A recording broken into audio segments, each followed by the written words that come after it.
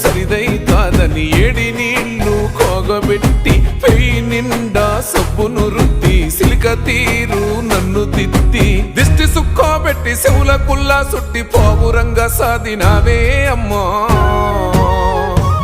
మాకు జ్వరాలొస్తే నీ నరాలిక్కుతాయే తల్లి మేము తింటే నీ కడుపెట్లా నిండుతదే